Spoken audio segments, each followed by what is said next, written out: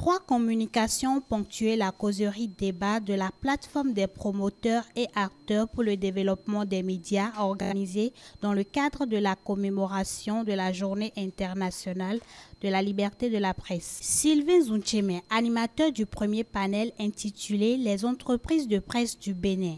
Quel mode économique à l'aide du numérique estime que les entreprises de presse, tout comme les autres structures, doivent être régies par des règles managériales?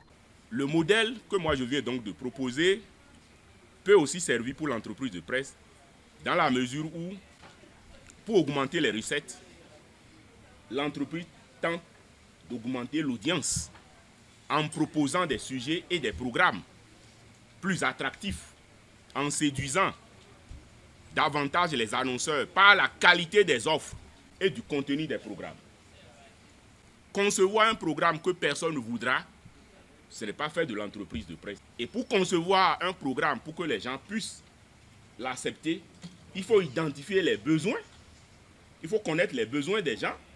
Depuis bientôt 1 an, les professionnels des médias sont en attente de la délivrance de leur carte de presse par la HAC. Pour le communicateur Michel Aronon, il faut profiter du 3 mai pour réclamer ce document qui fait du journaliste un professionnel des médias. Selon lui, les professionnels des médias n'inventent rien quand ils parlent de carte de presse. Ils réclament leurs droits.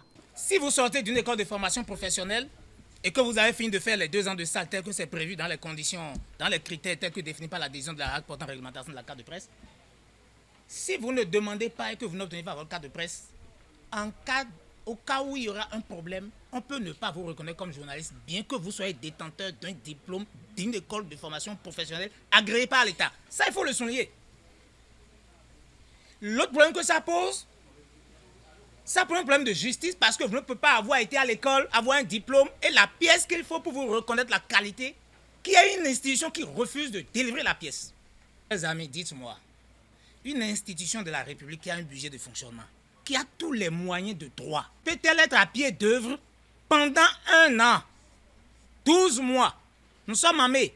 Michel Aono pense que pour obtenir gain de cause, les fêtières de la presse doivent travailler en toute symbiose. Il profite d'ailleurs pour faire quelques propositions aux responsables de la HAC. Aujourd'hui, nous demandons à la HAC de faire comme on fait pour prendre nos cartes CIP.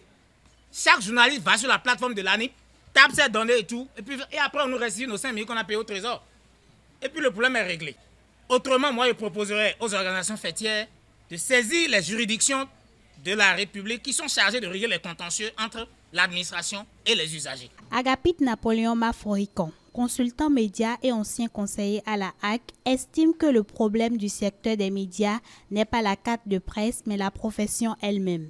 Pour faire renaître la presse béninoise, Agapit Napoléon Mafroicon estime qu'il y a des réflexions et des changements à apporter à l'interne. Au niveau de l'organisation interne, moi je pense qu'il faudrait que les fêtières mutent. Le patronat peut garder sa position. Il faut muter tout ça en une structure crédible, où le journaliste avec son matricule est reconnu, avec tout ce que ça donne comme droit. Carte de presse. Pourquoi c'est la HAC? C'est que la carte de presse doit émaner de la profession. Comité national de carte de presse. À l'interne de la profession. Je propose le volet ordre. Et que si les débats évoluent, d'autres peuvent dire d'autres choses. Mais quelque chose que le gouvernement met en application par décret ou par la loi. Il a d'ailleurs profité de l'occasion pour faire des propositions à la HAC. Il faut l'aider à laisser la partie qui l'encombre. Défendre la liberté de la presse, là. On peut réclamer ça au niveau de l'ordre.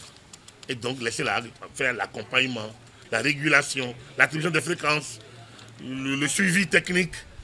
Agir à l'interne, à l'externe, puis suivre la formation donnée dans les universités pour les étudiants en journalisme. Ce sont entre autres piliers sur lesquels il urge d'agir pour impacter durablement le secteur des médias. C'est ce que pense le consultant média.